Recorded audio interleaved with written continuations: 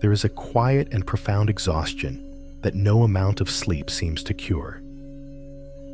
It isn't in the muscles, not really. It's deeper. It is the exhaustion of being your own judge and your own jailer. It is the weariness that comes from replaying the same old films in the private cinema of your mind, night after night. The courtroom is always in session, and you are the prosecutor, the defendant, and the jury, all at once. The evidence is presented, the arguments are made, and the verdict is always the same. Guilty. The sentence is then carried out immediately, not in a physical prison, but in the cell of your own relentless self-condemnation. You know this feeling intimately. The weight of it settles in as the world grows quiet. The day's distractions fade, and you are left alone with the warden, who looks just like you, sounds just like you, and knows all of your deepest secrets and regrets. It is a lonely and tireless job, holding yourself prisoner. But what if the cell door was never truly locked? What if the key has been in your hand this entire time, mistaken for the very chains that bind you? What if the lifelong sentence you passed upon yourself was based on a law that no longer needs to apply? Over the next while, as you rest here in the stillness, we are simply going to explore that possibility. We will not force any locks or break down any doors. There will be no struggle. Instead, we are going to simply walk up to the door, feel its texture, notice its weight, and gently, curiously, see if it might just swing open on its own. By the time you drift into sleep, you may find that the prison was only ever an idea, and that freedom is not something to be earned, but something to be remembered. So now, let's begin by simply arriving. Arriving in this bed, in this room, in this moment. Feel the weight of your body being held.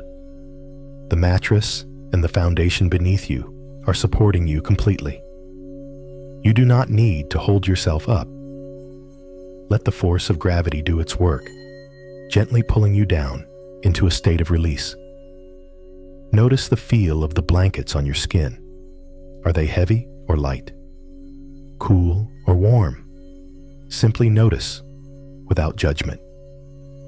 Let these physical sensations be your anchor to the here and now, a lifeline pulling you away from the turbulent seas of the past and the uncertain shores of the future. For years, perhaps decades, your body has been carrying the armor of this judgment. It might be a tightness in your jaw, a clenching from words held back.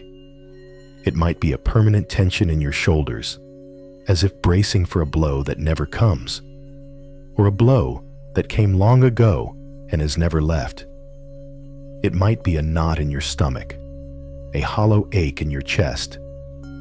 This is the physical manifestation of the sentence you have been carrying out.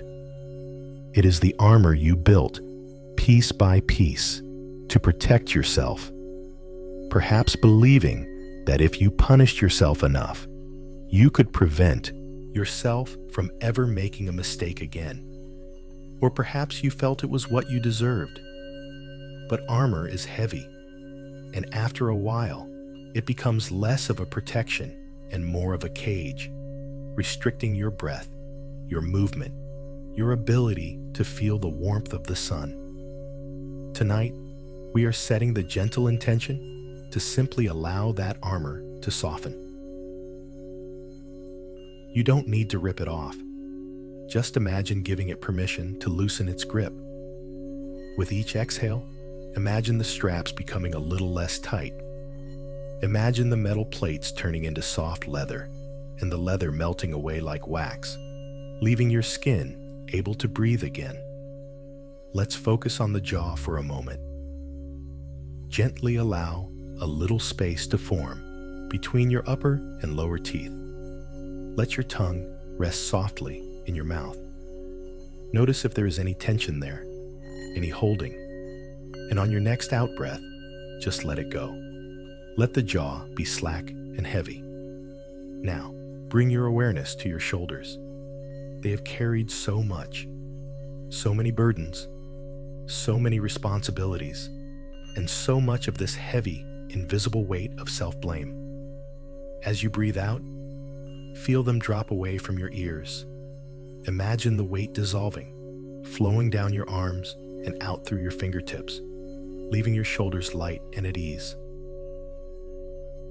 And now, your chest and your stomach. This is often where we hold our deepest grief and fear. If you notice a tightness here, do not fight it. Simply breathe into it.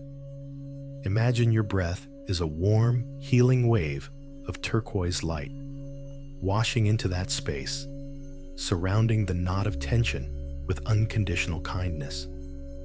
The breath doesn't demand that the knot dissolves. It simply holds it, acknowledges it, and gives it the space to be. With every wave of breath, it may soften just a little, or it may not, and either is perfectly okay. The only task tonight is to be with what is, gently. The intention for our time together is not to achieve a grand, dramatic moment of forgiveness. The pressure to do so would only build the walls higher. No, the intention is far simpler, far kinder. It is simply to explore the possibility of peace, to be curious about what lies on the other side of self-condemnation, to create a safe space within yourself where a different story can be heard, a story of compassion, of understanding, of grace. Think of it like this. You have been living in a room with all the windows and doors shut tight for a very long time. The air has grown stale, the light has grown dim.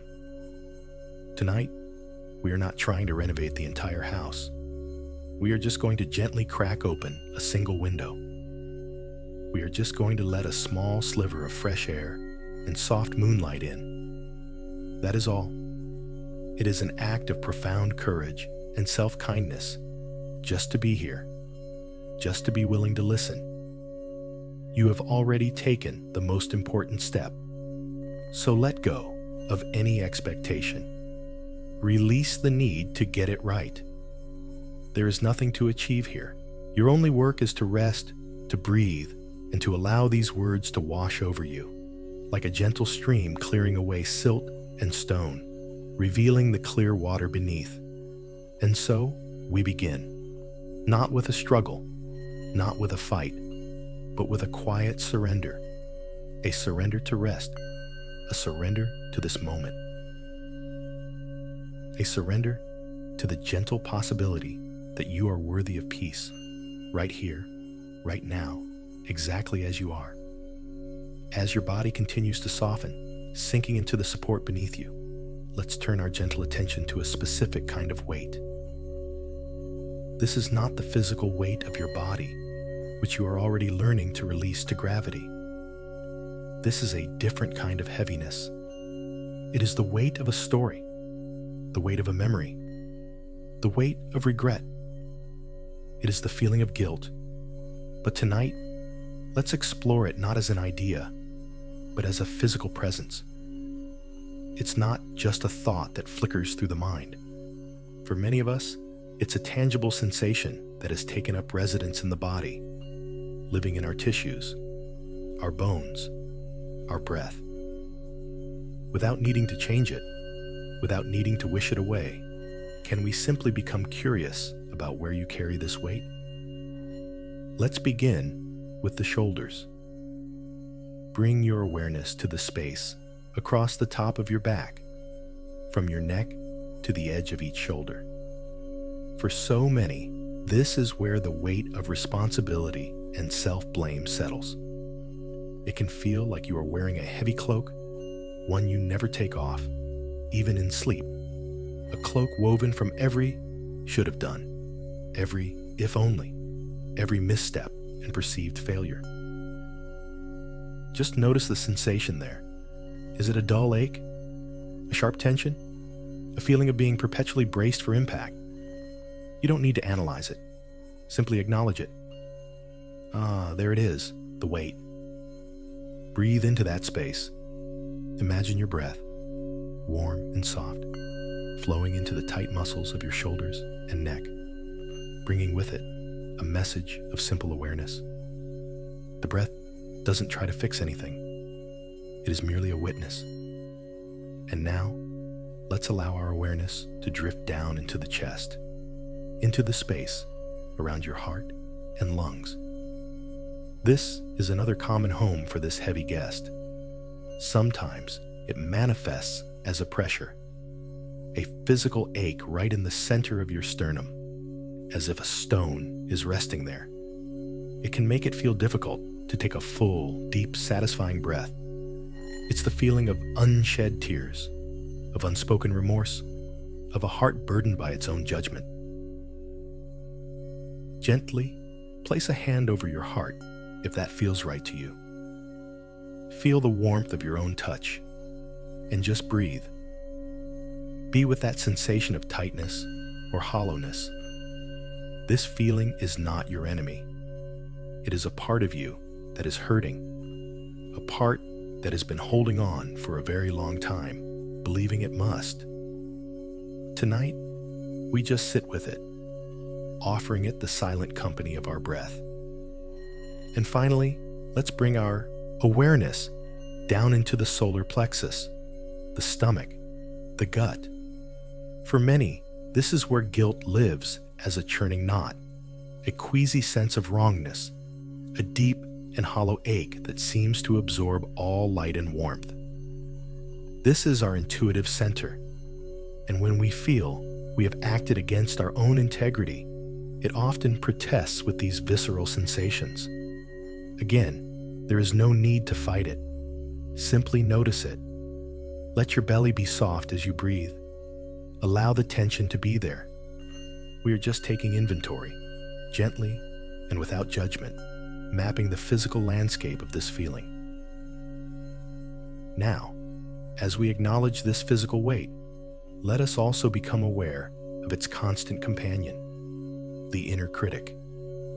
This is the voice of condemnation, the relentless narrator who plays the painful memories on a loop, providing a running commentary of shame and blame. You know this voice well. It sounds just like you, but it lacks all of your warmth, all of your compassion. It is the part of you that has taken on the role of prosecutor. Its job, as it sees it, is to ensure you never, ever forget your crime. Listen for a moment. Can you hear its tone? Is it sharp, cold, mocking, disappointed? What are its favorite phrases? Does it use words like stupid, selfish, unforgivable? Our work tonight is not to argue with this voice. It is not to engage it in a debate or try to silence it. Arguing with it is like wrestling with a shadow. It only gives it more energy, more substance. Instead, we are going to do something radical. We are simply going to witness it. Imagine you are sitting on the bank of a river, and the critic's thoughts are like leaves floating by on the current. You notice a leaf. You see the words written on it. You should have known better. And you simply let it float on by without reaching out to grab it. Another one comes. You hurt them, and it's all your fault. And you watch it too, until it disappears from view. You are the observer on the riverbank, not the leaves in the water. You are the sky, vast and open, and the critic is just a storm cloud passing through. By not fighting, not resisting, you begin to create a little space between you and the voice. You begin to realize that you are the one who hears the voice, which means you are not the voice itself. This is a profound shift. You are the listener, not the condemnation. And in that space, freedom begins to dawn. Finally, in this process of gentle acknowledgement, let's be incredibly honest and tender with ourselves about the deepest layer of this pain. Underneath the physical weight, beneath the critic's voice, there is a profound belief. It is the belief that this suffering is deserved. There is a part of you, a righteous and moral part, that believes this weight is a just sentence. It believes that carrying this pain is the only way to honor the mistake, the only way to prove you have learned, the only way to be a good person. This part of you believes that to set this weight down would be to condone your own actions, to let yourself off the hook, to say that what happened didn't matter. And because it matters so much, you have sentenced yourself to carry this burden forever. Can you feel the truth in that? Can you acknowledge this deep, often unconscious conviction that your suffering is a form of justice? We are not judging this belief tonight. We are simply holding it up to the light. We are seeing it for what it is, a powerful and deeply ingrained story about penance. The stone in your chest feels like a necessary monument to your mistake. The critic's voice feels like the word of a fair judge. And the endless sentence feels like your sacred, if painful, duty. To acknowledge this is not to agree with it forever. It is simply to see the mechanism for what it is, to understand the prison you have built for yourself, brick by painful brick, with the very best of intentions. By seeing it clearly, without shame, we can begin to question whether this is truly justice, or if there might be a kinder, wiser way to heal. Now that we have gently acknowledged the physical weight and the inner voice, let's bring that same tender curiosity to the story itself. Every burden of guilt is tied to a story, to a specific collection of memories that plays on a loop in the mind. These aren't just memories. They have become something more. They are the evidence presented in the courtroom, the scenes in the old film that prove your unworthiness. Tonight, our goal is not to erase these memories or pretend they didn't happen. That would be a form of violence to your own experience. Instead, we are going to learn how to watch the film from a different seat in the theater. For a moment, call to mind the central memory, the one that visits you most often in the quiet hours. See it not as something that is happening now, but as something that has already happened. It is in the past. It exists now only as an echo, a pattern of energy in your mind and body. Imagine you are in a quiet, safe, and comfortable cinema. You are the only one here. On the screen in front of you, a scene begins to play. It is that memory. But you are not in the scene. You are in the audience, watching from a safe and compassionate distance. You are the viewer, not the participant. Notice the details on the screen.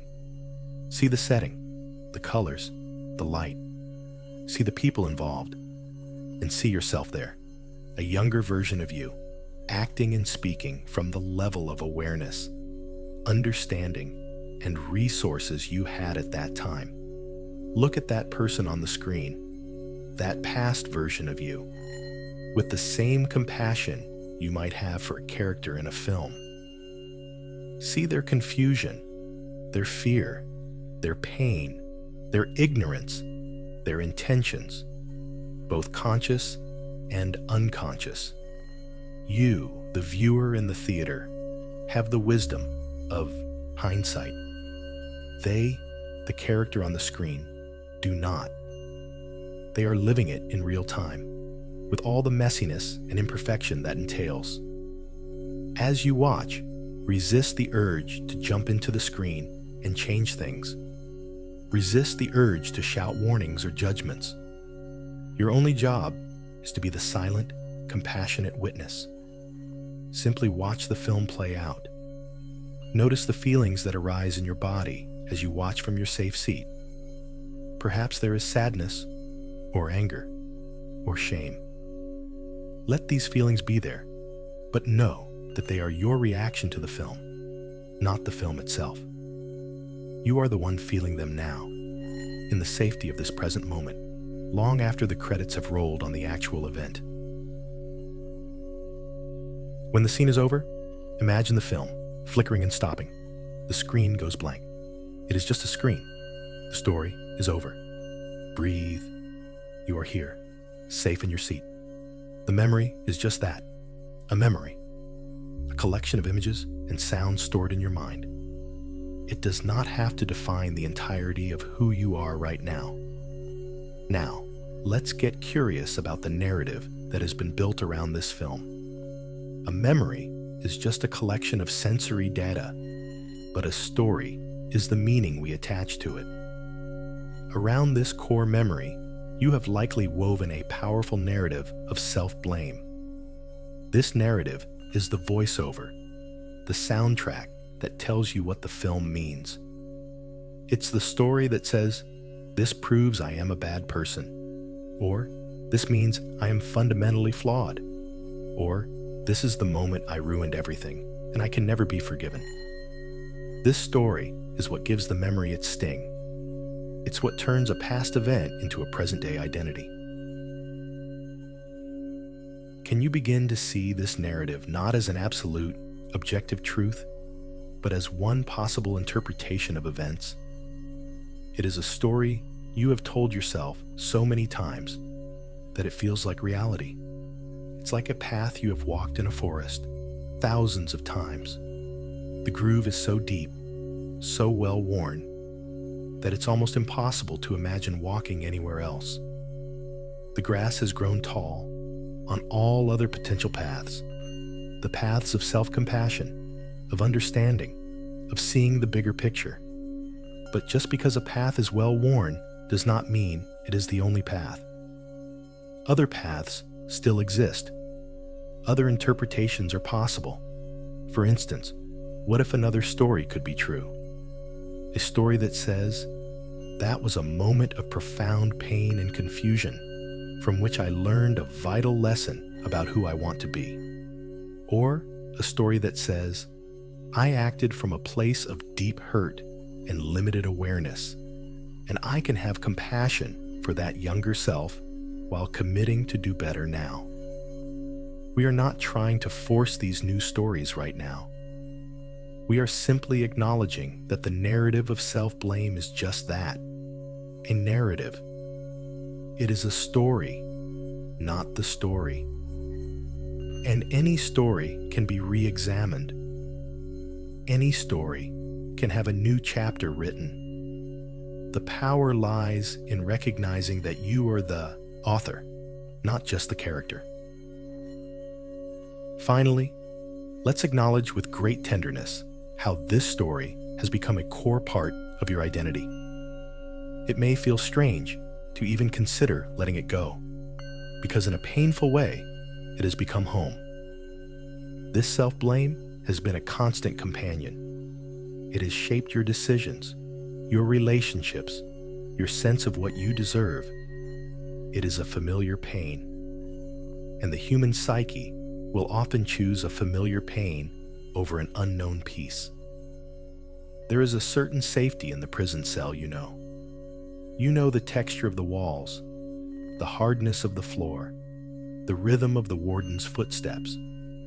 To step outside into the sunlight of forgiveness can feel terrifyingly unfamiliar. Who would you be without this weight? Who would you be if you were not the person who did that terrible thing? The story gives you a solid, if painful, sense of self. To release the story can feel like a death of a part of you. And in a way, it is. It is the death of the prisoner. It is the death of the self-flagellating identity. And all death, even the death of a painful part of ourselves, requires a period of grieving. So be gentle with your resistance.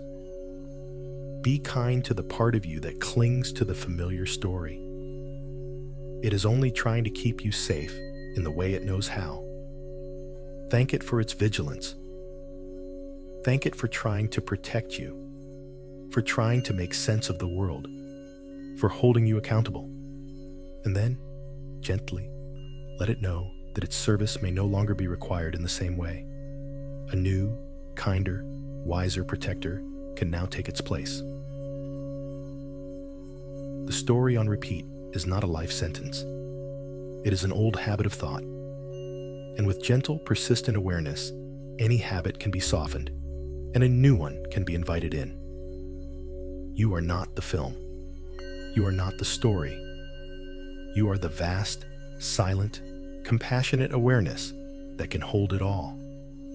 Let's pause here for a moment and honor the part of you that is holding on so tightly. It's easy to see this pattern of self-blame as a flaw, as something to be fixed or eradicated. But what if we saw it instead as a virtue that has been turned inward with too much force? Deep within every human being is a profound and beautiful need for justice, for balance, for accountability. When we see harm done in the world, something inside of us cries out for it to be made right.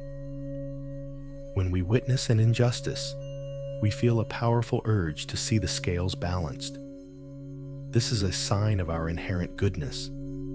It is the moral compass that guides us, that allows us to build societies, to care for one another, to distinguish between right and wrong. What you have done is taken this noble, essential human impulse and aimed it squarely at yourself. You have become the sole focus of your own internal justice system. The intensity of your self-condemnation is, in a strange way, a testament to the depth of your own conscience.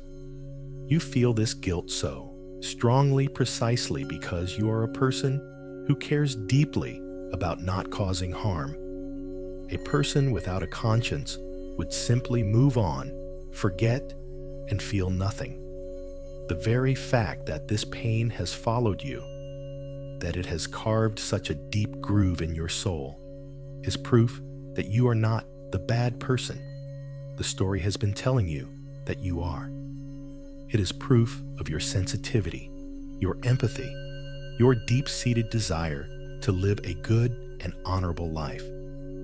So let's just take a moment to validate this part of you. The inner judge is not your enemy.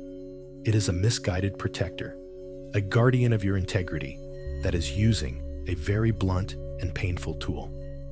It believes that by punishing you relentlessly, it is upholding a sacred moral code. It's a bit like a guard dog that barks so fiercely it frightens not only intruders, but everyone in the house as well. Its intentions are protective, but its methods have created a state of constant alarm and suffering. We don't need to shoot the dog.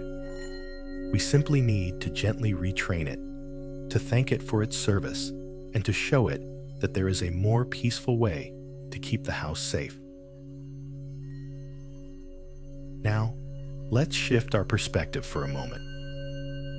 I would like you to recall a time you extended forgiveness or understanding to someone else, not to yourself, but to another person.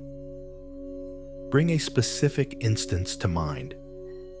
It doesn't need to be a grand gesture. Perhaps it was a friend who said something careless and hurtful and later apologized. Perhaps it was a family member who made a mistake that affected you, driven by their own pain or confusion. Or maybe it was a stranger who cut you off in traffic, and after an initial flash of anger, you thought, maybe they're rushing to the hospital, maybe they're having a terrible day, and you just let it go. Choose one specific memory. Settle into it. Remember the situation. Remember the feeling of being wronged, hurt, or inconvenienced. Feel that initial sting of injustice. And now, remember the moment of release. The moment you chose, consciously or unconsciously, to let it go. The moment you decided that holding on to anger or resentment was causing you more pain than it was causing them. The moment you saw their humanity, their imperfection, their own struggle, and you found a space in your heart for understanding. What did that feel like in your body? Feel that moment of grace. Perhaps it felt like a softening in your chest, a release of a tight band around your heart, a sigh of relief, a feeling of lightness, of freedom. In that moment of offering compassion to another, you were the primary beneficiary. You were the one who was liberated from the prison of resentment.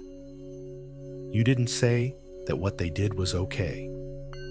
You simply decided that you were no longer going to carry the burden of their mistake in your own body. You set down the hot coal of anger so that you would not be the one who continued to get burned. Hold this feeling, this warmth, this spaciousness, this gentle peace. This is the energy of forgiveness. It is an energy you already know how to access. It is a capacity that is already within you. You have given it freely, perhaps many times, to others. Now, with this warm feeling of compassion still present, let's gently highlight the paradox that lives in so many of us. Bring your awareness back to the way you speak to yourself about your own mistakes. Compare the gentle understanding you offered that other person with the harsh, unforgiving judgment you reserve for yourself. It's like you live in a house with two sets of rules. For any guest who enters, no matter what they spill or break, you offer them kindness, a warm cloth, and reassurance. Don't worry about it. It's just a thing. It's okay. But for yourself, the one who lives in the house, a single dropped glass results in a lifetime sentence of shame. This is one of the most common and painful paradoxes of the human condition. We are often capable of extending infinite grace to the world around us, while offering ourselves nothing but condemnation. We see the complexities in others' lives, the context of their mistakes, the pain that drove their actions. We see them as fallible, struggling human beings doing their best. But when we look in the mirror, we see only the mistake. We afford ourselves none of the same nuance, none of the same gentle understanding. Please know that you are not alone in this. This is not a personal failing. It is a deeply ingrained pattern in many, many sensitive, conscientious people. We normalize this paradox not to excuse it, but to remove the layer of shame about having it in the first place. You are not broken because you find it easier to forgive others than yourself. You are human. And acknowledging this shared human tendency is the first step toward finding a more balanced way. The kindness you give so freely to others is your true nature. The harshness you turn on yourself is a learned habit. And any habit, with gentle awareness, can be unlearned. The capacity for grace that you have shown to others is the very same capacity you can learn to offer yourself. It is the same muscle, just waiting to be used in a new direction. As we sit with this paradox, the immense compassion we offer to others and the severe judgment we reserve for ourselves, let's look more closely at the sentence you have passed down. It is a life sentence, no chance of parole. Day after day, year after year, you have been diligently carrying it out, believing this was a form of justice. You have been the model prisoner, never missing a moment of your required self-punishment. But let's gently question the nature of this justice. True justice, at its wisest and most compassionate, aims to heal and restore. It seeks to repair the harm that was done, to educate, to rehabilitate, and to create a future where the same mistake is not repeated. Its ultimate goal is balance and wholeness, both for the individual and for the community. Now, Consider your own internal system of justice. Has this endless self-punishment brought healing? Has it restored balance to your soul? Or has it simply deepened the wound, keeping it open and infected, preventing it from ever truly closing? Has it made you a better, kinder, more present person in your life today? Or has it kept you trapped in the past, a ghost haunting the scene of the crime, unable to fully engage with the people and the life that is right in front of you now? If we are honest, this endless self-punishment is not justice. It has a different name. It is torture. It is a sentence without end, a punishment that has long outlived its purpose. The original intention, as we've explored, was good. It was to hold yourself accountable, to ensure the lesson was learned. But it has gone on for so long that it has become its own separate form of harm, a continuous act of violence you commit against yourself every single day. The punishment no longer fits the crime. In fact, it has become a new crime altogether. There is a powerful analogy that speaks to this. Imagine that years ago, you were careless and you burned your hand on a hot coal.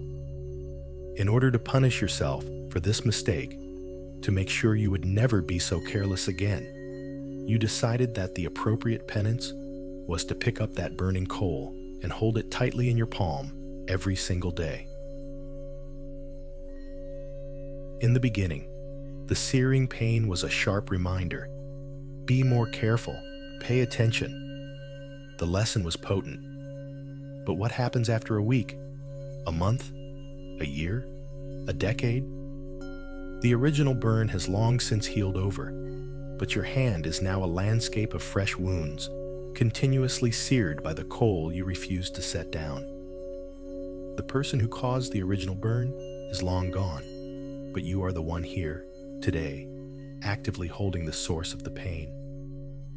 The coal is the guilt, the shame, the story on repeat. You believe that holding it is honoring the past mistake, that it is some form of justice for the original burn. But who is being burned now? Only you. The past is over. The event is finished. But your suffering continues, not because of the original event, but because of your present-day commitment to holding the coal. The pain you feel today is not the pain of the past. It is the pain of your own grip. Releasing the guilt, setting down the coal, is not about pretending the original burn never happened. It's not about saying it was okay to be careless. It is about making a conscious, compassionate choice to stop burning yourself today. It is the recognition that the suffering has served its purpose. The lesson has been seared into your memory. The alarm has been sounded. Continuing to hold the coal doesn't teach you anything new. It only destroys your ability to use your hand, to touch your life with gentleness, to hold the people you love, to build a better future. The punishment has become a prison that prevents the very rehabilitation it was meant to inspire. And so, in the quiet of this moment, I want to offer you a gentle and profound truth. You can listen to it with the ears of your subconscious mind, the deep and wise part of you that is always listening. Let these words bypass the critical warden and sink into the part of you that yearns for peace. You have paid enough. Let that land. Breathe it in. You have paid enough. The debt has been settled. The sentence has been served. You have suffered sufficiently. Any more suffering is no longer penance. It is simply a waste of your precious life force. It serves no one. It does not change the past. It does not heal those who were hurt. It only diminishes you, draining your energy, your joy, your capacity to bring your gifts to the world now. Imagine a debt that was paid off in full years ago. but the lender keeps sending you bills every month. And every month, you keep paying them out of habit, out of a forgotten sense of obligation. One day, you look at your records and realize the truth. The account is clear. It has been clear for a very long time. You are free. The only thing keeping you in debt is your own belief that you still owe something. This is the moment of realization. This is the moment you look at the accounts of your own soul and see the truth. The tears you have cried, the sleep you have lost, the joy you have denied yourself, the heavy cloak you have worn. It has all been payment, and it has been more than enough. The scales have been balanced. The warden can be thanked and dismissed. The prison door can be opened.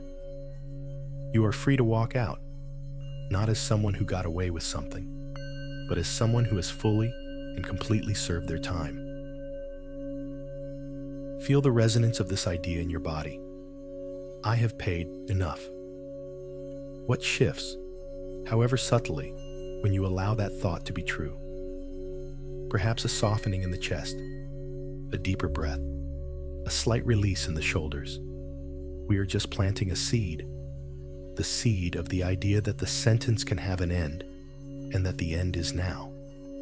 There is nothing more to pay. The debt is clear. As we entertain this radical idea that the debt has been paid, that the sentence has been served, a space begins to open up. It can be a disorienting space, filled with a fragile, unfamiliar quiet. The loud, clanging machinery of self-punishment has been switched off for a moment, and in the silence that follows, another, much softer feeling can finally begin to make itself heard. This feeling has been buried for a long time underneath the heavy layers of guilt and self-blame. It is the profound sadness that lies at the heart of the matter. It is grief. Guilt, in many ways, is a shield. It's an active, angry, and righteous energy. It gives us something to do, namely, punish ourselves. It's a way of managing an unbearable feeling by turning it into a controllable, if painful, project. But grief is different. Grief is soft. It is vulnerable. It is the simple, aching sadness for what was lost, for the harm that was done, for the innocence that was shattered. It is not about blame. It is about loss. To truly forgive ourselves, we must first give ourselves permission to grieve. So, for the next while, let's create a safe, internal space to simply feel. Imagine a quiet, secluded garden within you. This garden is protected on all sides by ancient, gentle trees. The light here is soft, dappled. The air is still and warm. There is a comfortable place to sit, perhaps a smooth stone bench or a patch of soft moss. No one can enter this garden without your permission. It is your sanctuary. In this safe and private space, you can finally allow the feelings to surface without fear of judgment from yourself or anyone else. Here, you can grieve for the mistake itself. You can feel the pure sadness that you acted in a way that was out of alignment with your deepest values. It's the grief of disappointing yourself. It is a clean, honest pain. It doesn't need a story of blame attached to it. It is simply the sorrow of having been an imperfect human being. You can also allow yourself to grieve for any pain that your actions may have caused to others. This is not about shame. It is about empathy. It is the natural, compassionate ache of a heart that is connected to other hearts. You feel this sorrow because you care. Let yourself feel it fully in this safe garden. It is a testament to your capacity for love. Allow the sadness to be a pure expression of your connection to others, not a weapon to beat yourself with. And perhaps most tenderly of all, allow yourself to grieve for the person you were, that younger version of you who made the mistake. They were acting from a place of limited knowledge, of unhealed pain, of fear, or of confusion. They were doing the best they could with the tools and the awareness they had. Grieve for their innocence, for their struggle, for the pain they were in that may have led them to act as they did. See them not as a villain, but as a wounded child, and let your heart break a little for them. Let your wise, present-day self be the loving parent to that younger you, offering the compassion they may not have been able to offer themselves. In this safe garden of your heart, you have explicit, unconditional permission for tears to fall. If they come, let them. Tears are not a sign of weakness. They are a sign of release. They are the body's natural way of letting go of stored up emotional energy. They are a sacred, cleansing rain.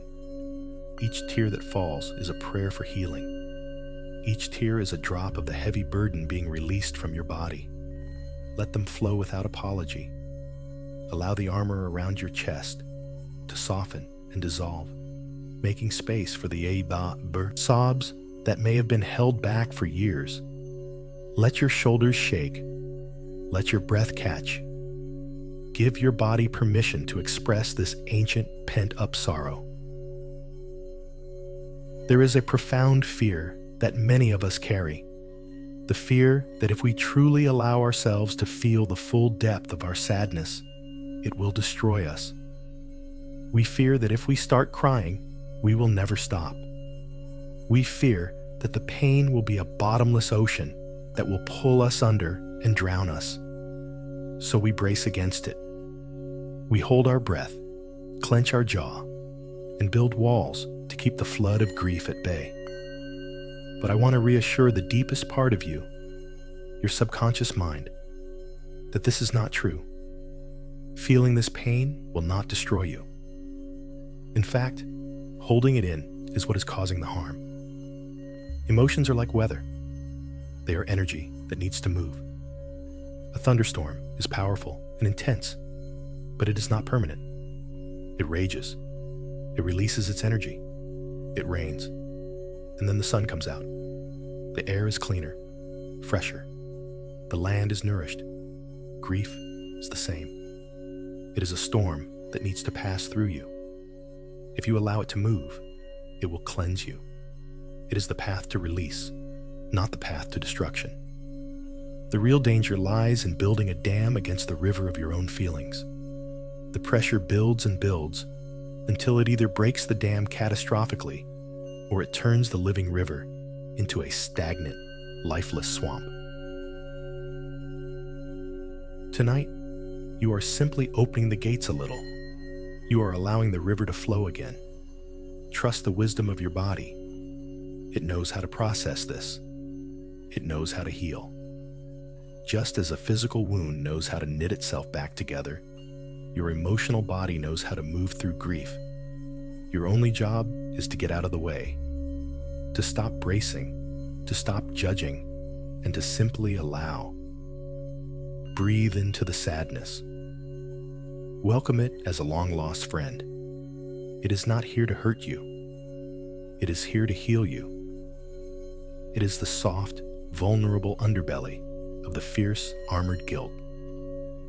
And by finally daring to touch this vulnerability, you are touching the very heart of your own humanity.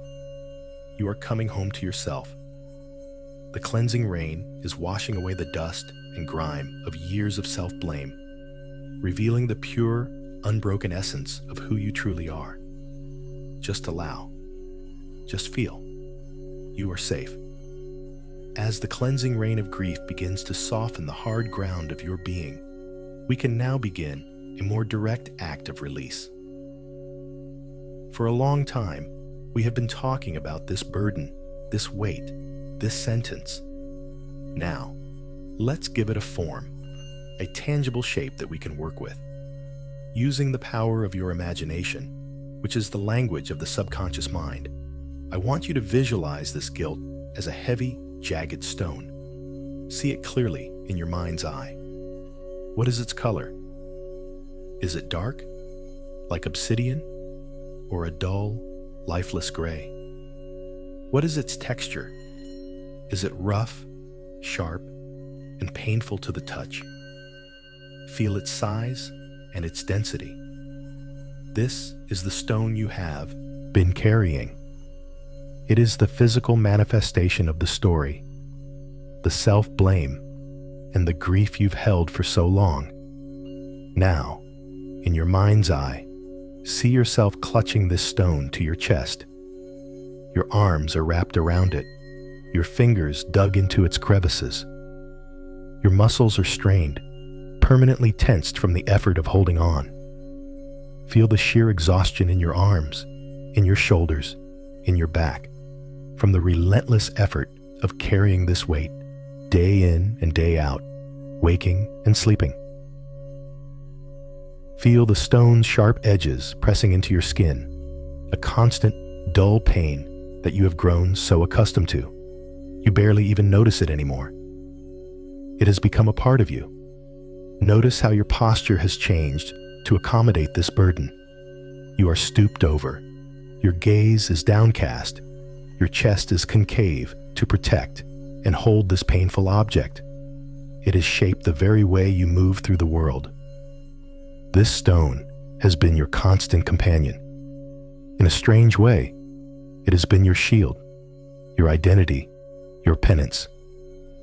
You have held it for so long, you may have forgotten what it feels like to stand up straight, what it feels like to have your arms free.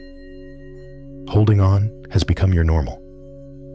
Now, I want you to feel the deep, bone-weary exhaustion of it all. Really let yourself connect with the part of you that is just so tired of carrying this. The part that is ready, truly ready, to set it down. You don't need to force this readiness. Just check in. Is there a part of you, even a small part, that yearns for relief? A part that recognizes that this is not a sacred duty, but a form of self-inflicted torture? Acknowledge that part. Give it a voice. Let it whisper, "I am tired. I don't want to carry this anymore." You are standing now in a quiet, peaceful place in nature. It could be a forest floor covered in soft moss, a deserted beach at twilight, or the bank of a gently flowing river. This is a place of release. Look down at the ground in front of you. It is stable, supportive, and ready to receive what you are ready to let go of. The earth is vast and strong. It can hold this for you. It knows how to transmute heavy, painful energy back into neutral, fertile soil. It does this every season, with every fallen leaf, with every dying plant. It is the master of transformation. Now, the process of setting down the stone will be slow, gentle, and mindful. This is not about throwing it away in anger or disgust. That would be just another form of violence. This is an act of respect. Respect for the lesson it has taught you. Respect for the part of you that chose to pick it up in the first place. We are going to honor it as we release it. Begin by ever so slightly loosening your grip. Imagine your fingers, which have been clenched for years, receiving a signal to soften. Feel the muscles in your forearms begin to tremble as they let go of their ancient tension. One finger at a time, slowly, gently, uncurl your fingers from the stone. As your hands open, the stone rests for a moment in your open palms. You are still holding it, but you are no longer clutching it. You are simply bearing its weight. Feel its solid reality in your hands for one last moment. Look at it. Thank it. Silently or out loud in your mind, say to the stone, "Thank you for the lesson. Thank you for reminding me of my conscience, of my integrity. Your work is done now. I release you with love." Now, with infinite slowness, begin to bend at your knees. Keep your back straight. Lower your body toward the ground. This is a deliberate sacred movement. As your hands approach the earth, feel the magnetic pull of the ground, ready to receive this weight. Choose a spot, and then, gently, carefully, place the stone on the ground. Not drop it. Place it. Feel the moment its weight is transferred from your palms to the earth. And then, let your hands go. As you slowly straighten up, feel the immediate lightness in your arms. They may tingle with new blood flow, with a strange sense of emptiness. Roll your shoulders back. Feel the space that has opened up in your chest. Take your first deep, unimpeded breath. A breath that fills your lungs completely, without the pressure of the stone against your ribs. Feel the freedom in your posture. You can stand tall. You can lift your gaze. The stone is still there, on the ground beside you. You are not pretending it doesn't exist. You can still see it. You can acknowledge its presence in your story. You can visit it if you need to remember the lesson. But you are no longer carrying it. It is no longer your burden to bear. It has been returned to the earth. It is now just a part of the landscape of your past, not a defining feature of your present. Spend a moment just being in this new state of lightness. Wiggle your fingers. Swing your arms. Feel the simple, profound relief of being unburdened. This is not a betrayal of the past. It is an honoring of the present. It is a declaration that you choose to live your life now, in this moment, free from the weight of a story that has already been told and a debt that has already been paid. You are free. Now that you have set down the stone, a fear may arise. It's a common and understandable fear. It is the fear that in releasing the guilt, you will also release the lesson. The inner warden, the guardian of your integrity, may protest, "Wait. If you let go of the pain, you'll forget what happened. You'll become careless. You'll make the same mistake again." This part of you believes that the suffering is the teacher, that the pain is the only thing that ensures the lesson has been learned and will be remembered. And for a long time, perhaps that was true. The immediate, sharp pain of regret was a powerful instructor. But the chronic, dull ache of years-old guilt is no longer teaching you anything new. It is simply keeping you stuck.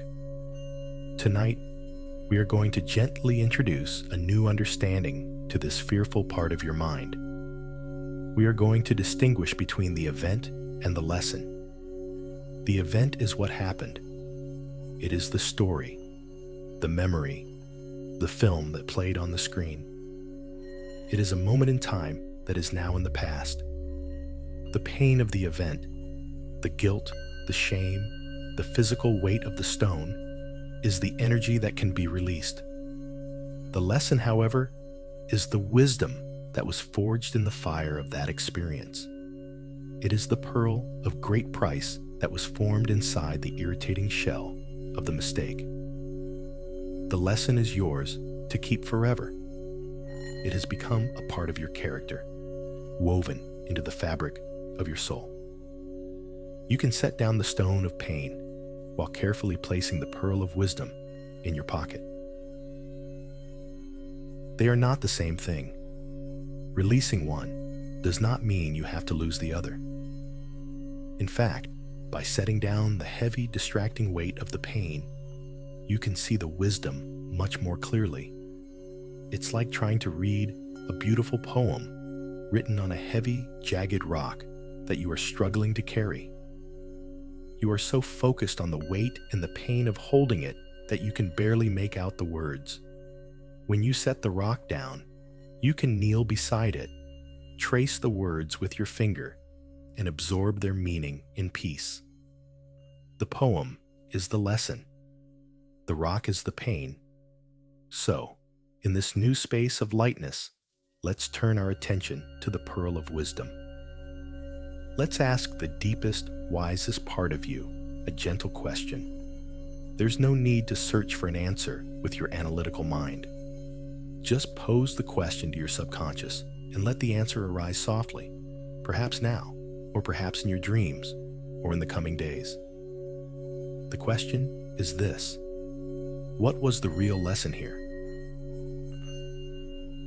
What has this entire experience, from the event itself to the years of carrying the guilt, truly taught you? Go beyond the simple, surface-level answer of, "Don't do that again." Look deeper. What did it teach you about love? Perhaps it taught you about the preciousness of trust and the care required to maintain it. What did it teach you about integrity? Perhaps it clarified your own values, showing you in stark contrast the person you do not want to be, and therefore illuminating the person you deeply do want to be. What did it teach you about being human? Perhaps the lesson was one of humility, a profound understanding that everyone is capable of making mistakes, that no one is perfect, and that this fallibility is a shared thread that connects us all. Perhaps it taught you about compassion, giving you a direct, visceral experience of the pain of regret, which in turn allows you to look upon others who make mistakes with a far more understanding and forgiving heart. Maybe the lesson was about boundaries, or about speaking your truth, or about the consequences of silence. Maybe it was about listening to your intuition. Only you know the deep wisdom that this painful experience has gifted you. Take a moment to feel into it. What is the pearl? What is the single, shimmering truth that you can carry forward from this? A truth that will make you a wiser, more compassionate, more integrated human being for the rest of your life? Now, let's offer a profound reassurance to that part of you that is afraid you will forget. The very presence of this deep, enduring guilt is the ultimate proof that the lesson was learned.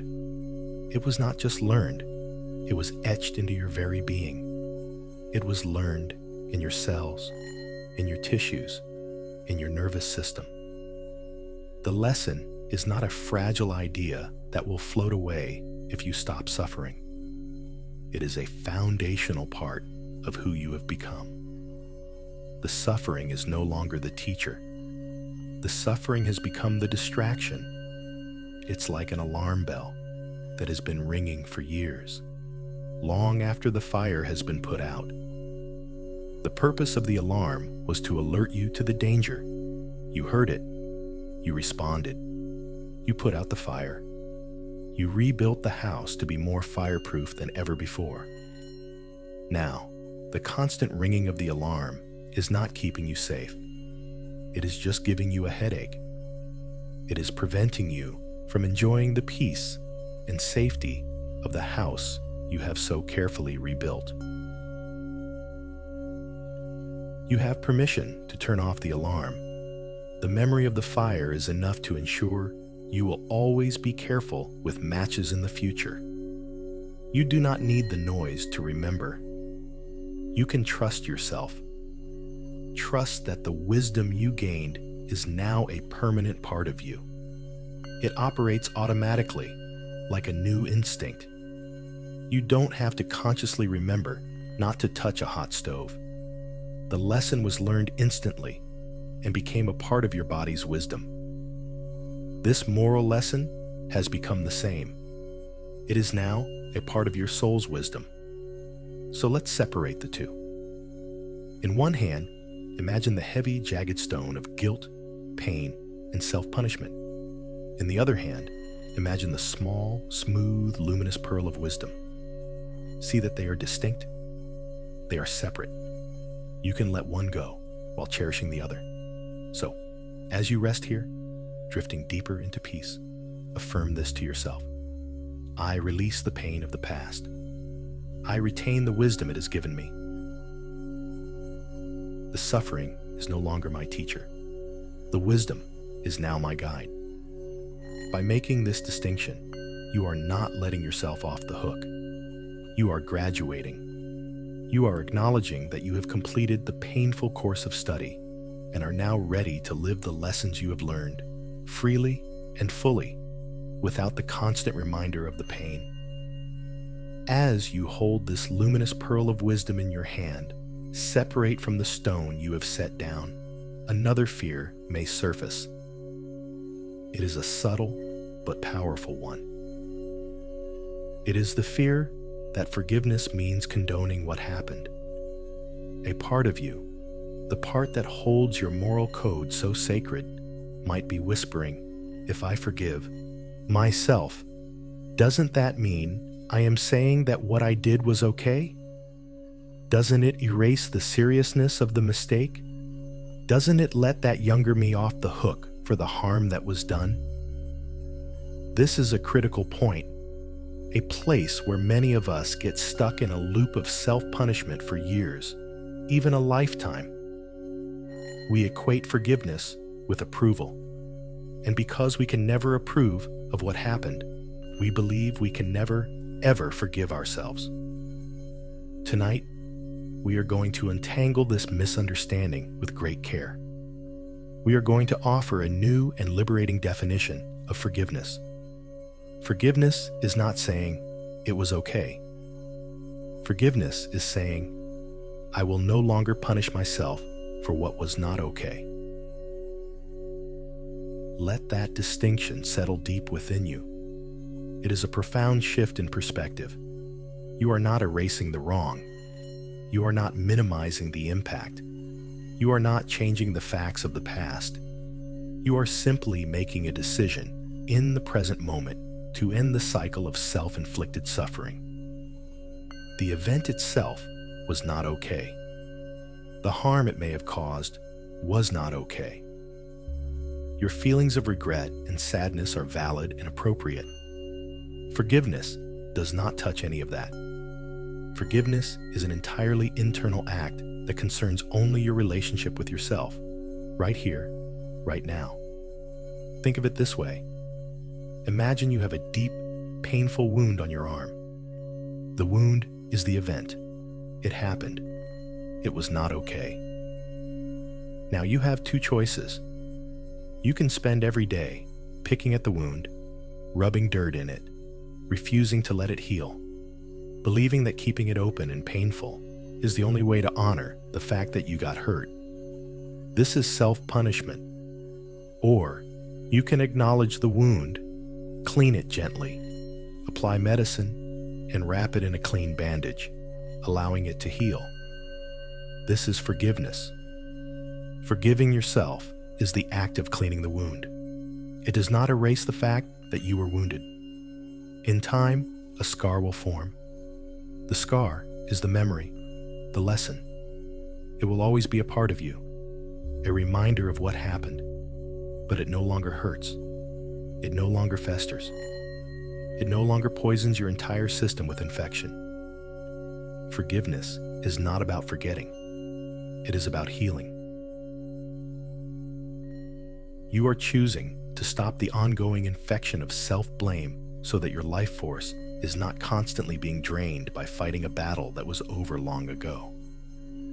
By choosing to heal, you are not betraying the past. You are ensuring you have the strength and wholeness to create a better future. A person consumed by the pain of an old, infected wound can't fully show up for their life. They are tired, irritable, and focused on their own pain. But a person who has allowed their wound to heal, who carries their scar with wisdom, has their energy and attention free to engage with the world with compassion, strength, and presence. This leads us to a new definition of forgiveness. Forgiveness is the act of unchaining yourself from the past so that you can be present for your life now. Guilt is a chain. It keeps you tethered to the moment of the mistake, forcing you to relive it over and over again. You are anchored to a ghost ship from your past. No matter how hard you try to row toward the shore of the present, the chain pulls you back. Forgiveness is simply the act of finding the key, unlocking the chain, and letting the ghost ship drift away.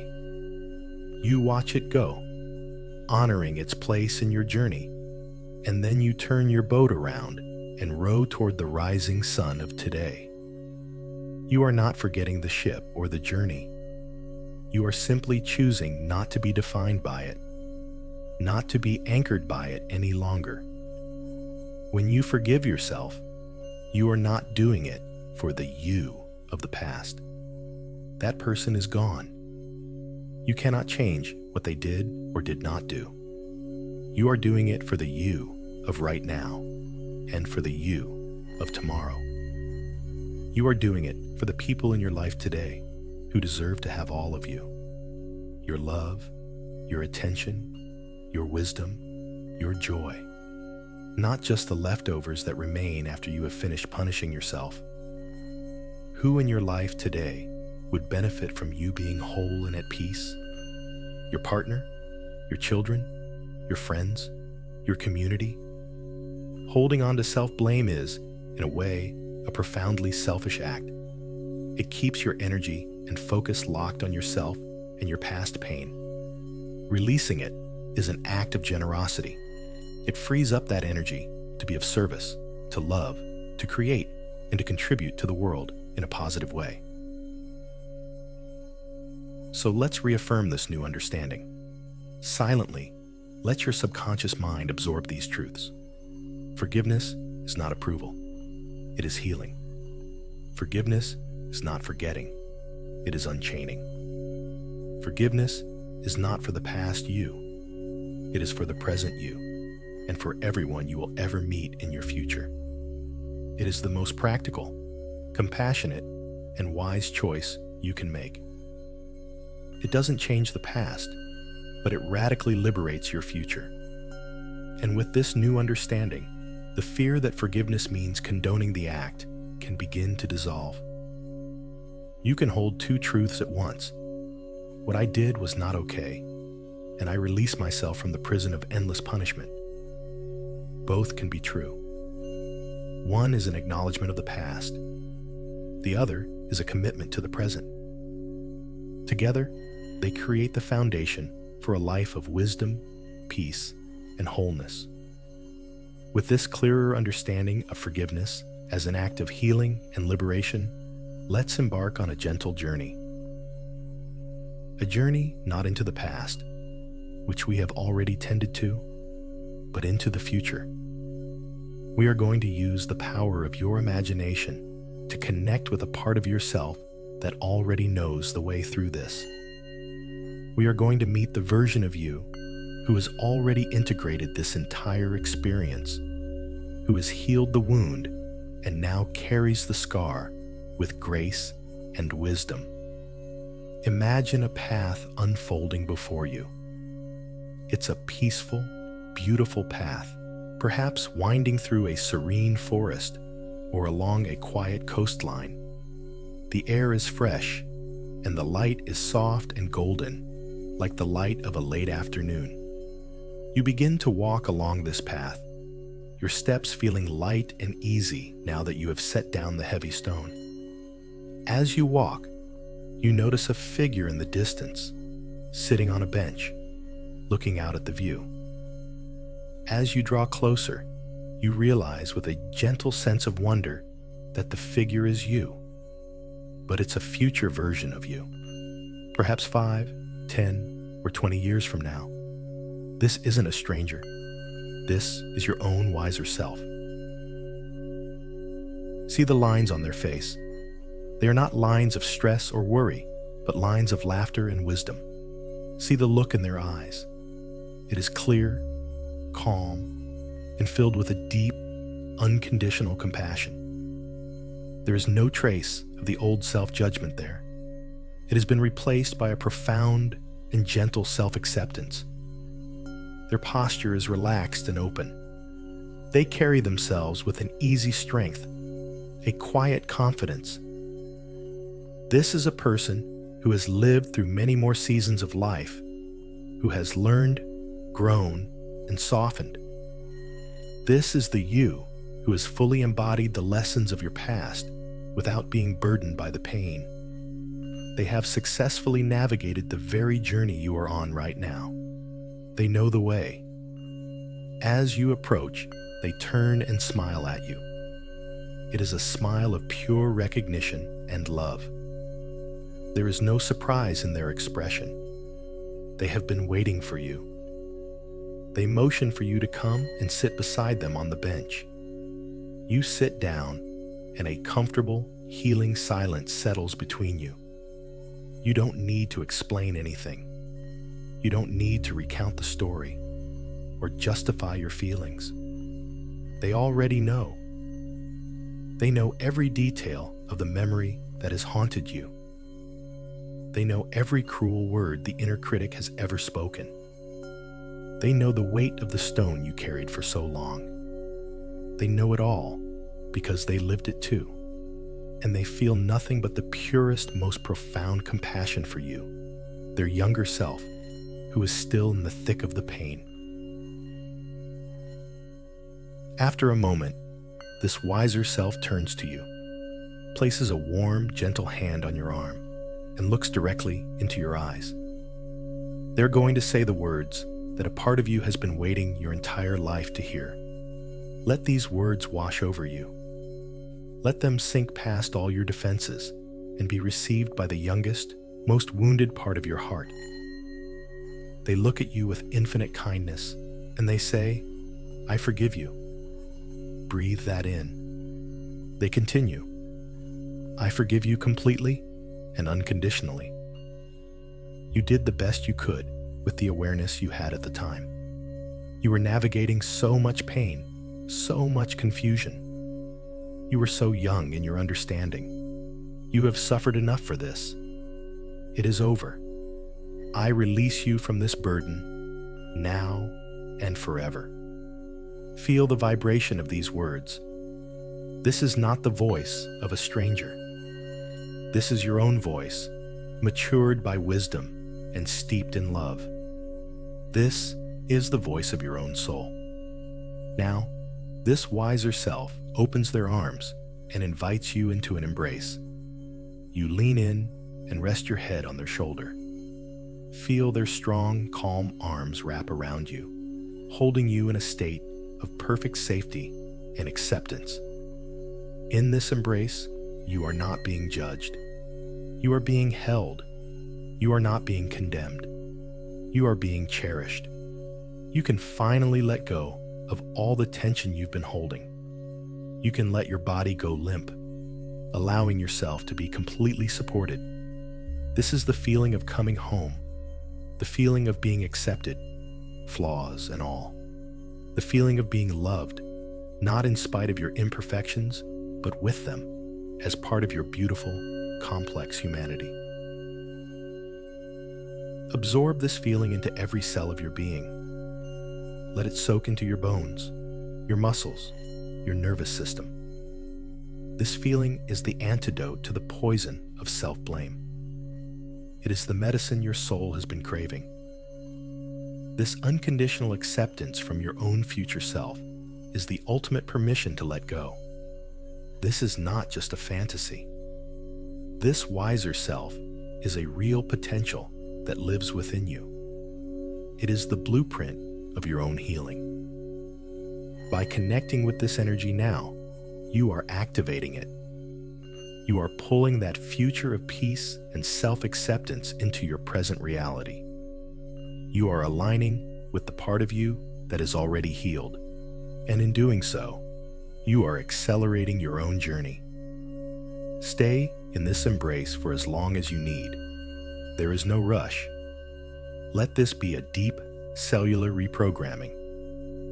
Your body is learning a new truth, the truth that you are worthy of forgiveness, that you are capable of profound self-compassion, and that your future is one of peace, not punishment. When you feel ready, the embrace softens. Your wiser self pulls back slightly, but keeps their hands on your shoulders, looking at you one last time with that same loving gaze. They give you a final, gentle nod of encouragement and reassurance. They are not leaving you. This connection is now a part of you. You can return to this bench, to this meeting, anytime you need to. You can always access this wellspring of wisdom and compassion within yourself. As you turn and walk back down the path, you feel different. You are walking taller. Your heart feels lighter. You are carrying the warmth of that embrace, the echo of those healing words within you. You are not the same person who walked up the path moments ago. You have been touched by your own grace, carrying the warmth of that encounter with your wiser self. Let's now gently broaden our perspective. For so long, the mistake you've been focusing on has felt like the whole story. It has been a single, dark chapter that has blotted out the light from all the others, causing you to believe that you are living in a tragic book. The weight of this one event has been so immense, it has distorted your perception of your entire life, your entire character. It has become the defining truth, the label you wear, the central fact of your identity. But tonight, we will gently challenge this narrative. We will acknowledge that the mistake is indeed one chapter, but it is not the entire book of your life. It is a single, powerful thread, but it is not the whole tapestry. To believe that it is to do a great disservice to the vast, complex, and beautiful truth of who you are. So, let's embark on another kind of journey, a journey through the library of your own memory. But this time, we will consciously choose to pull different books from the shelf. For a few moments, I want you to allow your mind to drift back, not to moments of pain, but to moments of simple, ordinary goodness, moments of kindness. Can you recall a time you did something kind for someone, with no expectation of reward? It doesn't have to be a grand gesture. Perhaps you held a door open for a stranger whose hands were full. Perhaps you offered a genuine compliment to a colleague. Maybe you stopped to help someone pick up something they had dropped. Or you listened with your full attention to a friend who was struggling. Find one small, specific memory of your own kindness. See the scene. Feel the warmth of that impulse in your chest. That kindness is a part of you. It is a real and true thread in the tapestry of your character. That is also who you are. Now let your mind drift to a memory of laughter. The time you laughed so hard your stomach hurt and tears streamed down your face. Who were you with? What was so funny? Reconnect with that feeling of pure, uninhibited joy. The sound of your own laughter, the lightness in your being, the feeling of connection and shared delight. That capacity for joy, for playfulness, for lightheartedness is also a part of you. That, too, is who you are. Let's find another memory, a moment of generosity, a time you gave something freely, your time, your energy, a thoughtful gift. Maybe you helped a friend move, or you cooked a meal for a family member who was unwell, or you donated to a cause you believed in. Remember the feeling of giving, that quiet satisfaction that comes from contributing to something beyond yourself. That generosity is a part of your essence. That is also who you are. And now, think of a time you felt love, either giving it or receiving it. It could be the simple, profound love for a pet, the deep, enduring love for a family member, the passionate love for a partner, the warm, loyal love for a friend. Bring to mind a specific moment you felt this love, a hug, a shared glance, a moment of quiet understanding. Feel that warmth spread through your body, that ability to love and to be loved. is perhaps the most fundamental truth of your being. That is the core of who you are. As we gather these memories, kindness, laughter, generosity, love, we are not trying to create a false, idealized image of you. We are not trying to outweigh the bad with the good, as if it were some kind of cosmic scale. We are simply remembering your wholeness. We are painting a more complete and honest picture. For years, you have been staring at a single black brushstroke on a vast canvas, believing the entire painting is black. Tonight, we are stepping back and allowing our eyes to see the rest of the canvas. We see the vibrant reds of love, the sunny yellows of joy, the deep blues of loyalty, the soft greens of kindness. The black stroke is still there. It is part of the composition, but it is not, and has never been, the whole picture. Your character is infinitely greater than your deepest regret. Your worth is not defined by your worst moment. It is defined by the totality of your being, by the thousands upon thousands of ordinary, unremembered acts of decency and love that make up the true substance of a life.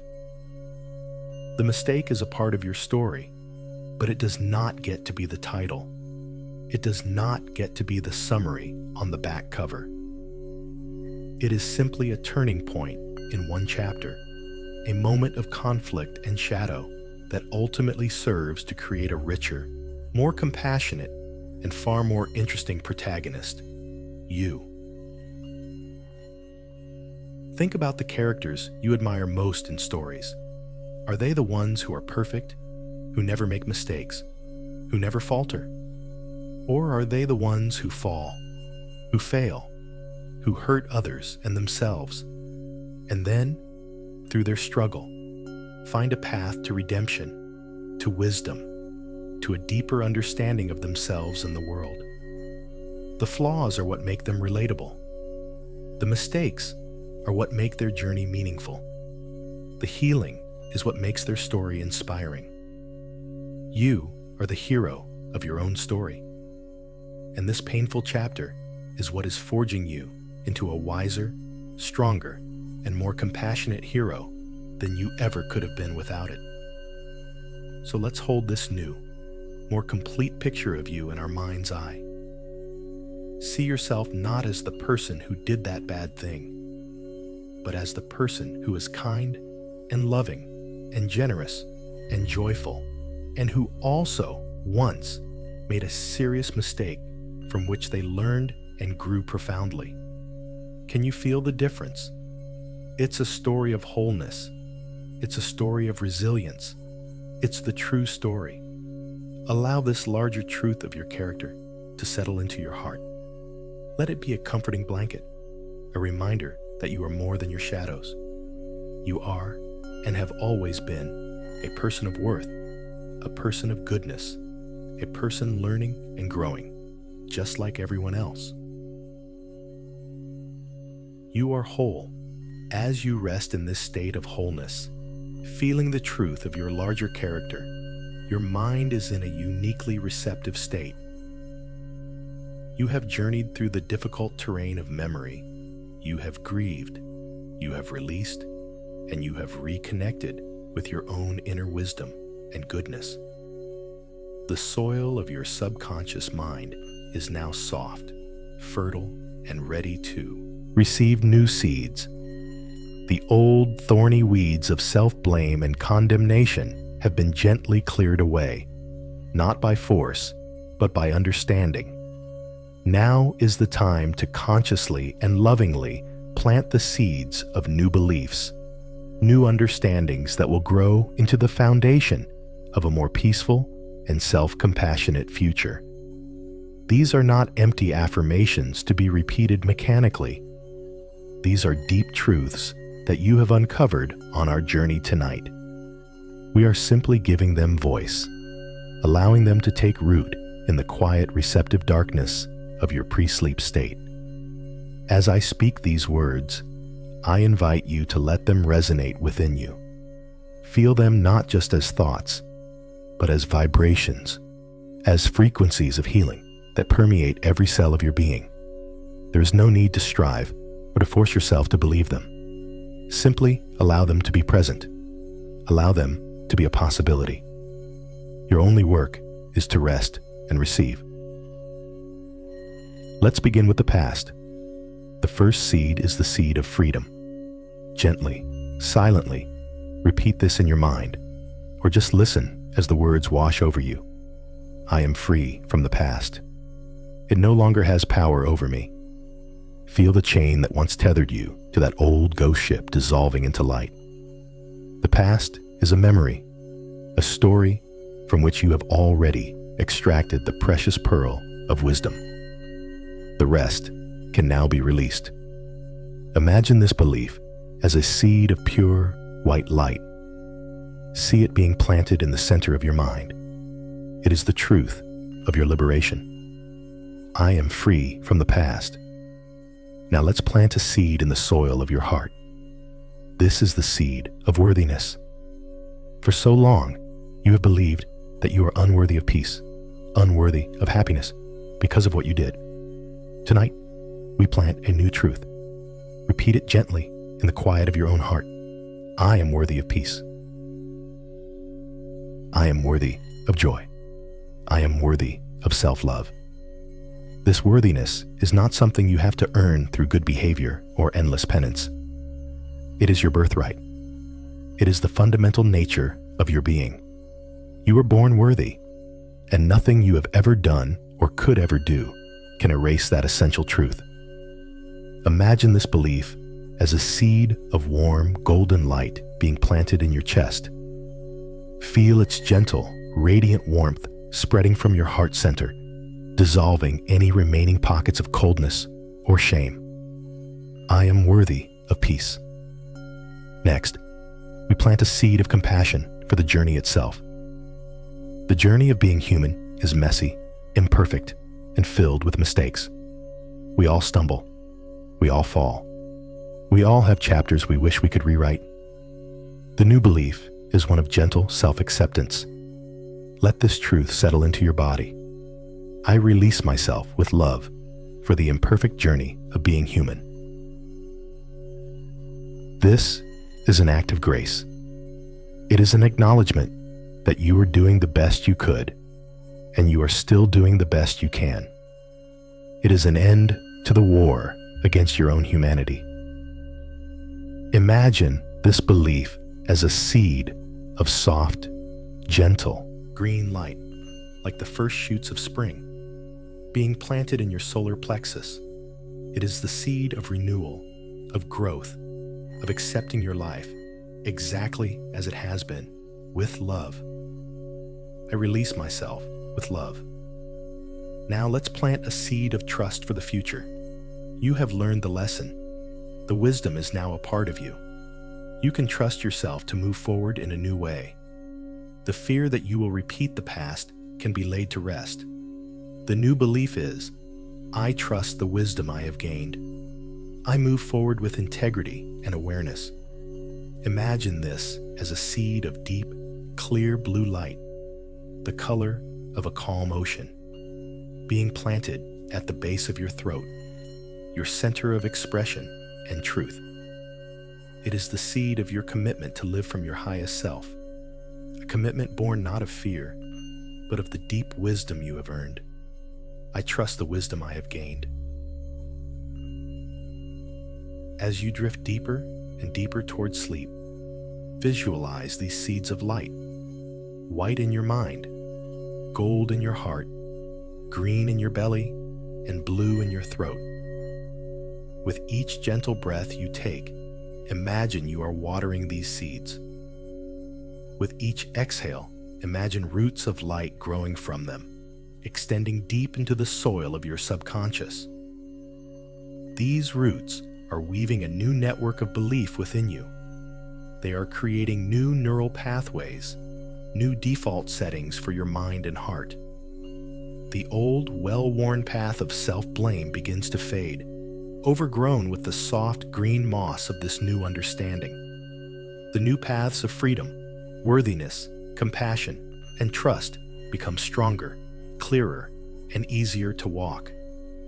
This is not a one-time event. It is a practice. Every time you find yourself drifting back to the old story, you can gently redirect your attention to these new truths, to these roots of light growing within you. You are actively, consciously, and lovingly reprogramming your own inner world.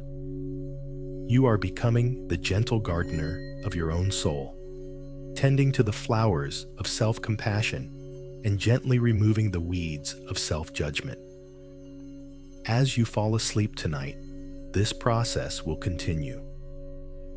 Your subconscious mind will work through the night, integrating these new beliefs, weaving them into the tapestry of your being. Sleep will become a healing sanctuary where this new growth is nurtured. You are not just going to sleep. You are going to grow. You are going to heal. You are turning the fertile darkness of rest into a garden of profound transformation. There is nothing more for you to do.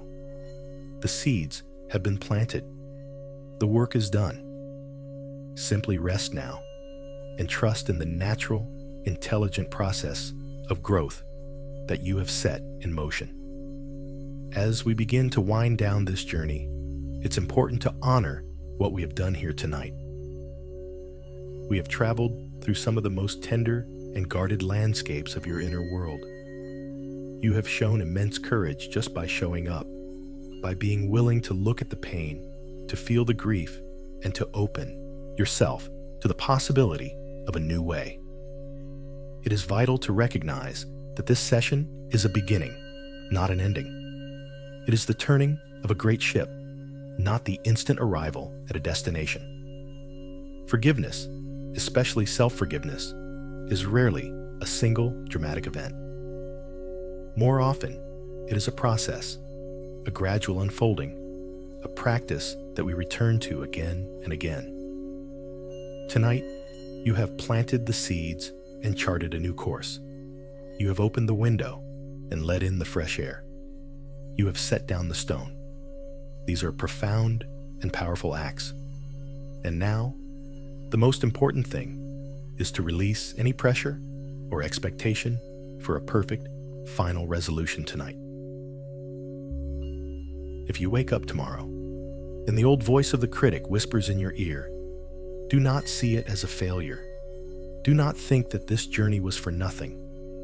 See it simply as a habit, an old neural pathway firing out of momentum. But now, you have a new choice. You have a new set of pathways to choose from. You can notice the old voice, and instead of believing it, you can simply say, "Ah, there's that old story again. I'm not going down that path today." And then you can gently redirect your attention to the feeling of the wiser self's embrace, to the memory of your own wholeness, to the seeds of light you have planted. The goal is not to never have a negative thought again. The goal is to change your relationship with those thoughts, to see them not as the truth, but as clouds passing in the vast open sky of your awareness. The work now is one of gentleness, of patience, of treating yourself with the same kindness you would offer a small child who is just learning to walk. They will stumble, they will fall, and you would never scold them for it. You would simply pick them up, comfort them, and encourage them to try again. This is how you must now learn to treat yourself on this new path of self-forgiveness. So, as you prepare to drift into sleep, let's set a simple, gentle intention for the morning. Not a demand, not a rigid rule, but a soft, heartfelt intention. When you wake up, when your eyes first open to the new day, your intention is simply to meet yourself with a little more softness and a little less judgment than you did yesterday. That's it.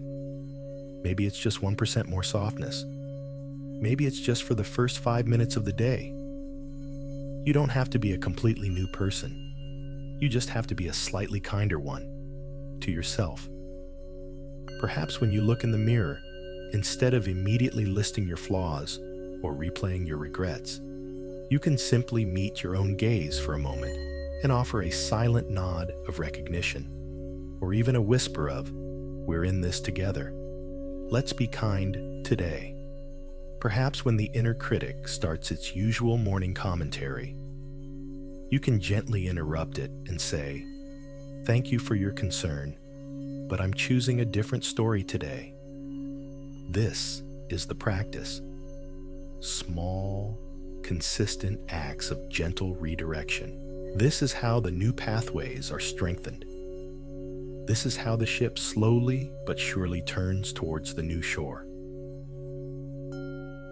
And finally, before you let go completely, take a moment to offer a silent word of gratitude to yourself. Thank your mind for its willingness to explore these difficult memories and to learn a new way of thinking. Thank your heart for its courage in feeling the grief and for its capacity to open to compassion. And thank your body for its wisdom, for carrying you through all of your experiences, and for its innate ability to heal and release. Your entire being has participated in this sacred work tonight. You have been your own therapist, your own healer, your own compassionate guide. Honor the profound significance of that. You are not a passive victim of your past. You are the active creator of your own healing. You have the power and the wisdom within you to navigate your way back to peace. You have proven that to yourself tonight. Let this feeling of gentle self-appreciation be the final, comforting blanket that you wrap yourself in as you drift off to sleep. There is no more work to be done. You have done enough. You have been brave enough. You are enough, exactly as you are. Release all effort now. Release the story. Release the journey. Let it all dissolve into the quiet hum of the universe. All that is left is to rest deeply and completely in the peace you have so courageously cultivated for yourself. The promise of a kinder dawn awaits, not because the world will have changed, but because you will have decided to meet it and yourself with just a little more grace. And now, there is nothing more to do, nothing more to think about, nothing left to figure out. The journey of the mind is complete for tonight. All the exploration, the feeling, the releasing, it is all done. It is time now to surrender to a different kind of wisdom. The deep, quiet, restorative wisdom of your body and the gentle current of sleep. Imagine now that you are no longer in your bed, but you are floating, safely and effortlessly, on the surface of a perfectly calm, still body of water. It is a vast, secluded lake, surrounded by ancient, sleeping mountains. The water is silky and holds you at the perfect temperature, cradling you completely. Above you, the sky is a deep, velvety indigo, filled with a breathtaking canopy of stars. A gentle, silver moon hangs like a lantern, casting a soft, shimmering path across the water. This is your safe harbor, a place of absolute peace and tranquility. With every breath you take, feel yourself becoming more a part of this peaceful scene. Each inhalation is a slow, gentle wave of calm that flows into you, filling you with the quiet energy of the night sky. Each exhalation is a release, a letting go, as you sink just a fraction deeper into the supportive embrace of the water. Feel the water holding your head, your neck, your shoulders. You do not need to hold them up. The water does it for you. Feel it supporting your back, your hips, your legs, all the way down to your feet. You are completely and utterly supported, weightless, free. Your breath is the gentle current tonight, and it is slowly, almost imperceptibly, carrying you further and further away from the shore of wakefulness. That shore, with all its thoughts, its worries, its plans, and its memories, grows more distant with every breath. You can see the lights on the shore becoming smaller and softer, their details fading into a gentle blur. The sounds from the shore, the voices, the demands, the noise of the day, they are fading too, becoming just a faint, muffled hum that is easily absorbed by the vast, open silence of the lake. Let your awareness now turn to the simple sensations of your body. Notice the feeling of heaviness beginning to spread through your limbs. It is a pleasant, comforting heaviness, a grounding energy. Feel this heaviness in your feet, as if they have small, smooth stones attached to them, gently pulling them down into a state of deep relaxation. This feeling of heaviness flows up into your calves and your knees and into your thighs. Your legs are heavy, relaxed, and still. This gentle heaviness now spreads into your hips, your lower back, and your belly. All the muscles here are softening, releasing, letting go of any tension they might be holding. Feel the heaviness now flowing into your hands, your wrists, your arms. So heavy, so relaxed. And finally feel it in your shoulders, your neck, and your head. Your entire body is now wonderfully heavy, sinking into the mattress as if it were soft, warm sand. At the same time, a gentle wave of warmth is spreading through you. It begins in the very center of your chest, a small ember of peaceful warmth. And with each beat of your heart, this warmth pulses outwards, flowing down into your belly, down your legs to the tips of your toes. It flows up into your shoulders, down your arms to your fingertips. It flows up into your neck and head, filling your entire being with a soothing, comfortable warmth, heavy and warm, the perfect state for deep, restorative rest. Conscious thought is now beginning to dissolve, like a spoonful of salt stirred into this vast lake of water. The sharp edges of words and ideas are softening, melting away, becoming one with the quiet stillness. Thoughts may still arise, but they have no energy. They are like wisps of cloud drifting across the face of the moon. You notice them, and then they are gone, leaving behind only the clear, peaceful sky of your mind. You are no longer interested in them. They cannot hold your attention. Your attention is fixed on the feeling of floating, the feeling of breathing, the feeling of sinking deeper and deeper into a state of profound peace. The rhythm of your breathing is now the only thing that matters. Slow and steady, in and out. Each breath a gentle rock of the cradle. Each breath a soft lullaby. Each breath an invitation to let go just a little bit more. There is only this moment, this breath, this feeling of peace. The entire universe has contracted to this simple, beautiful experience. Floating under the stars on a perfectly calm lake, drifting gently, peacefully, towards the soft and welcoming shores of sleep. Let the current take you now. Let go of the oars. There is nowhere you need to be, nothing you need to do, except rest. Just allow, just float, just be. There is nothing more to do now, nothing to figure out. All the stories have been told, all the lessons have been learned, all the tears have been shed. The mind has done its work, and now it can rest. The body has done its work, and now it can heal. All that is left is to allow the gentle tide of sleep to finally pull you under its soft, warm blanket, to just rest now, Let go of all effort. Let go of this voice. Let go of this moment. Let it all dissolve into the vast, silent peace that awaits you in deep, restorative sleep. As you drift on this final current, we will count down gently from 5 to 1.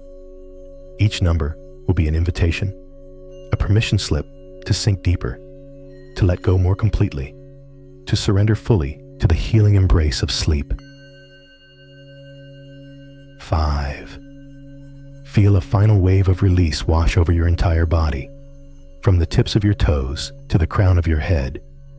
Any lingering tension, any remaining tightness, just dissolves and flows away from you, absorbed by the vast, peaceful lake. You are so heavy, so comfortable, so deeply relaxed. Your body is ready for sleep. It is calling for rest, and you can now give it what it needs. There is nothing holding you to wakefulness any longer. You are safe to let go completely, sinking down, drifting now into perfect stillness. 4. Your breathing is slow and rhythmic, like the gentle lapping of waves on a distant shore. Each breath pulls you further away from the conscious world, deeper into the realm of dreams and restoration. Your mind is quiet now. The thoughts are like distant stars, faint and far away, holding no power, no interest. You are aware only of the gentle pull of sleep, a soft and irresistible current drawing you into its peaceful depths. So calm, so quiet, drifting deeper and deeper now. 3. You are halfway there now, on the beautiful threshold between wakefulness and sleep. This is the place where healing happens. The place where your body knows exactly what to do to repair and regenerate. The place where your subconscious mind can integrate all the healing and wisdom of our journey together. Trust this process. Trust your body. Trust your mind. They are working in perfect harmony to bring you peace, to bring you wholeness. You can let go completely now, knowing you are in the safest of hands, just letting go, sinking down. 2. Almost there now. You can feel the final anchor to the waking world dissolving. You are floating free. A sense of peace and well-being permeates your entire being. There are no more worries, no more cares, no more burdens. They have all been set down on a distant shore. Here, there is only peace, only stillness, only the soft, velvety darkness of deep, healing rest. You are on the very edge of sleep, ready to fall gently, softly into its embrace. 1. You are here now. Welcome to your rest. Let go. Allow sleep to take you completely. There is nothing left but the deep, silent peace of a mind that is forgiven, a heart that is whole, and a body that is finally at rest. You are safe. You are whole. And you are worthy of this deep, healing rest. Sleep now.